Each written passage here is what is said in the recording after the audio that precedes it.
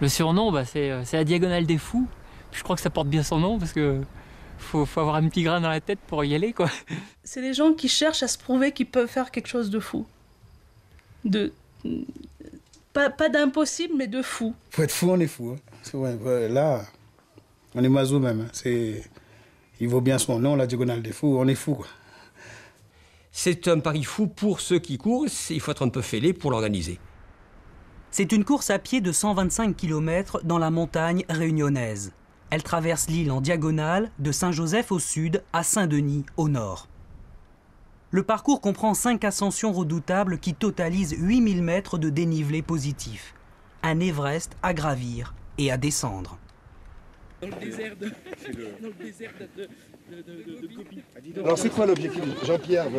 Moi c'est moins de 40. Ça, et bon, ce qui était secret au départ et qui est beaucoup moins, c'est 35 heures, quoi. Donc, bah oui, au début, on apprend des choses. Non. Moi déjà finir, parce que je ne l'ai jamais fait, mais finir tous les deux, ça serait... Oui. Ah oui. On a envie de le faire ensemble, du début à la fin. Si on arrive à le faire et à finir tous les deux, sans se faire trop mal, entre guillemets, eh ben on aura fait ce qu'on s'était donné comme objectif. C'est très bien, parce que c'est formidable, il faut finir à 2, mais ça va être galère. Ça va être encore plus dur que d'être tout seul.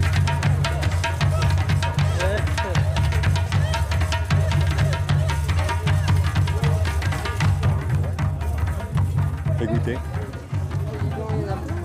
Bon, c'est meilleur.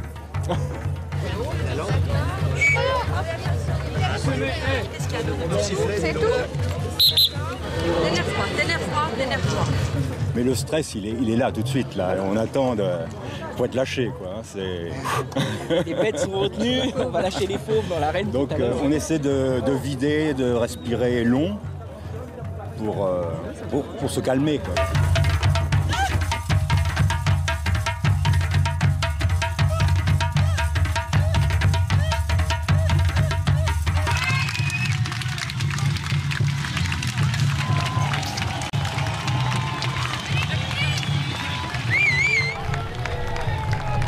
« 2500 concurrents ont pris le départ de la course et se bousculent sur les 3 sentiers qui montent vers le cratère du volcan, le Piton de la Fournaise. C'est la première grande difficulté du parcours, 23 km d'ascension pour un dénivelé de 2300 mètres. Bonjour. Une mise en jambe brutale qui est souvent décisive pour la suite de l'épreuve.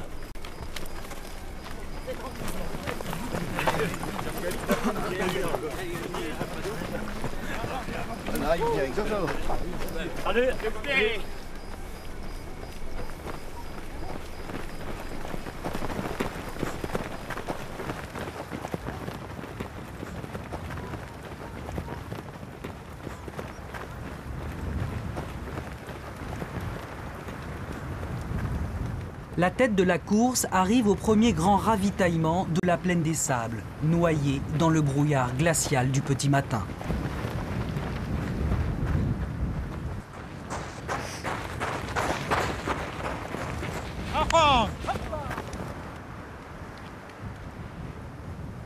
Comme les autres années, c'est un Réunionnais qui a pris le commandement. Thierry Técher, suivi de près par Gilles Dille, un métropolitain spécialiste du 100 km.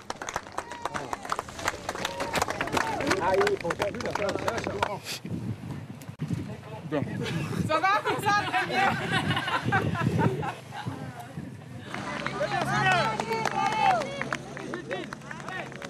T'en veux quoi? Un sandwich par exemple. C'est bon. Courage. J'aurais eu au moins le mérite d'essayer. Il s'arrête à peine 1 minute pour se ravitailler, comme tous ceux qui courent pour gagner la course. Nous essayons de faire une juste mesure entre les sportifs de haut niveau, qualifions-les comme tels, et puis la majorité des gens qui font ces épreuves pour des raisons autres. Alors il y a un équilibre à faire, mais nous ferons en sorte, en tous les cas, car c'est la philosophie du Grand Raid, de mêler à la fois des sportifs de haut niveau à des gens normaux, des gens qui n'ont pas les qualités des premiers, mais qui quand même vont se frotter à ces premiers et vont faire la course comme eux, en tous les cas sur le plan de la distance, pas du temps bien entendu. C'est-à-dire qu'on a décidé dès le départ de donner 60 heures pour terminer. On aurait voulu la destiner qu'à des compétiteurs, on en aurait donné 2 fois moins, 30-35 heures. De 60 heures, c'est important parce qu'un marcheur qui s'entraîne, qui devient endurant, peut la réaliser en dormant 2 nuits, une assise à hausse, une agrandilette, et la terminer. Mais au début, il y a une grande ouverture. Il y a des gens qui n'ont jamais fait de course de montagne, qui ne courent même pas de footing sur un stade, et qui ont fait le grand raid en marchant. Et après, ils viennent à la montagne, directement. J'en suis un exemple.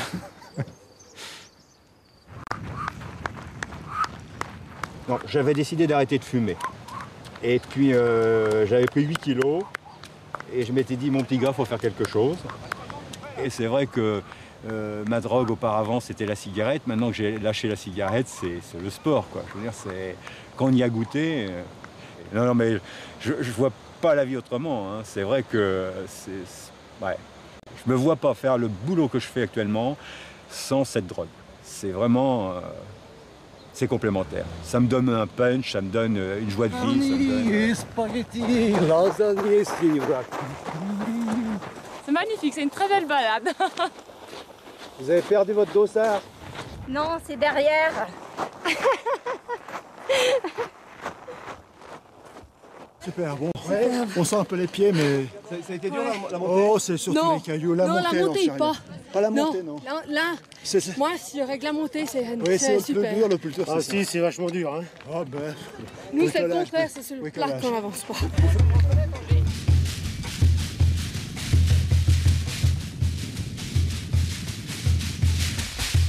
Thierry Técher et Gilles Dil en finissent avec la deuxième grande difficulté de l'épreuve, la montée du coteau Kervegen et ses 836 mètres de dénivelé.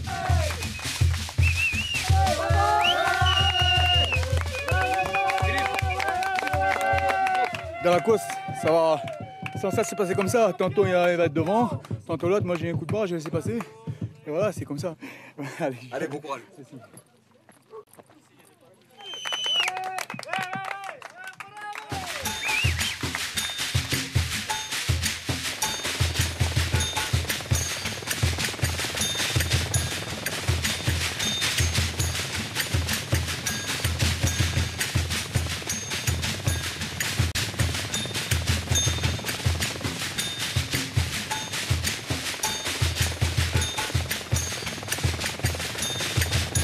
Bravo, bravo. Gaël et Karim ont pris un départ très prudent. Ils ont mis plus de 7 heures pour monter jusqu'à la plaine des Sables. 174. Des sandwichs, quelque chose? Oui, on a des sandwichs. Un peu plus loin. Ils vont prendre le temps de se restaurer car leur seul objectif, c'est de finir la course. Jusqu'à présent, c'est OK alors. Ça va, les jambes, ça va. On est content de s'être entraîné en Ah d'accord. Mais bon alors, ouais, ben, ça va alors. Ouais, prendre ma soupe. Ok, allez, au revoir. Mais sinon, ça va. Allez, bye. Allez, champion! Allez,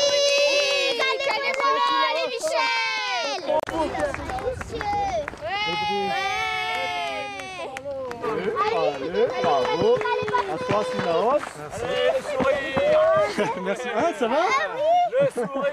Quand tu arrives sur les postes, t'as tous les bénévoles qui sont là, qui t'encouragent. Je sais pas, t'as vu, sur les dossards, on met les prénoms. Donc la personne, il arrive à 10 000 km de chez lui, il est tout seul. Et il arrive à la plaine des Sables, et puis t'as quelqu'un qui applaudit. Allez Christian, vas-y. Allez Jacques, vas-y. C'est ah, on me connaît. Ah oui, non, mais c'est parce qu'il y avait le prénom. Mais tout de suite, tu vois, t'as une chaleur. Le Réunionnais a une chaleur à donner. Il aime accueillir les gens. Et sans le public réunionnais, cette course, elle n'existerait pas. Oui, il y en aura pour tout le monde, oui. Ça va. Il y en aura pour toutes. Même vous aussi. On vous sert?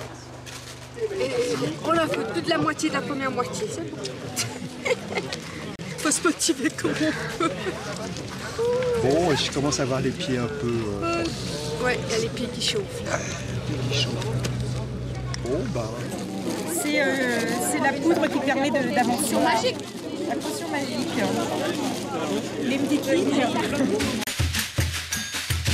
Les derniers concurrents quittent la plaine des Sables, surchauffés par le soleil de midi.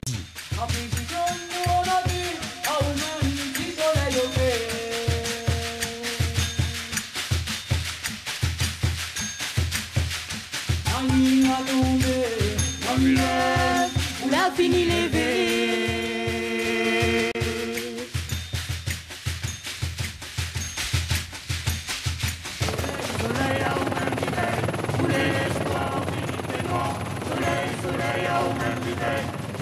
En tête de la course dans le cirque de Mafat, Thierry Técher et Gilles Dille sont désormais inséparables. Salut toi, le Morbihan. Allez, c'est bien ça. 2004. Et pour moi, c'est important de trouver des gens. En plus, il adore parler, alors s'il est tout seul... Mais à un moment, il va bien falloir qu'un lâche l'autre, quoi. Ouais, mais il y a le temps encore, on a de la route. Hein. Ah, suis-le, allez, J'ai un ensemble. coup de barre, bon, il est bien, je vais pas le retarder. Tu viens avec moi et tu t'accroches. Allez hop. Vous avez fini ou faire les politesses là? Allez,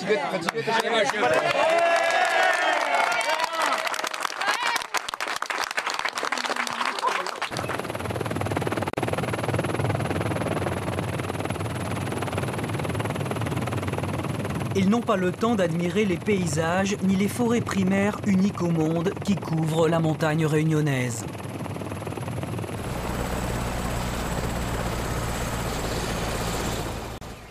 Eux marchent à un autre rythme. Ce sont les forestiers de l'ONF. Ils entretiennent la forêt et tracent les chemins de randonnée empruntés par le Grand Raid. C'est à l'année qu'ils gravissent les pentes de la montagne. Uniquement pour le sentier, pour arriver au travail, on compte 5 km aller. Donc il fait 10 aller-retour, 10 par jour. Et puis bon, assez souvent on fait le double, le triple dans le travail. Donc, notre travail permet de marcher beaucoup, il faut être beaucoup marcher. Il y a 600 mètres de dénivelé là. On est à 1500 mètres là et en dessous c'est 850, 900 mètres. Donc il y a 600 mètres de dénivelé et 5 km de... Vous êtes prêts pour faire le grand raid, là, non? Oh, non. Jamais. Pas d'espoir, moi. L'espoir, c'est pour monter, pour travailler, ça même. Pour eux, c'est pas un exploit. L'exploit, il est d'ailleurs parce qu'on n'est pas habitué à des efforts comme cela. C'est habitude. Je sais pas si on leur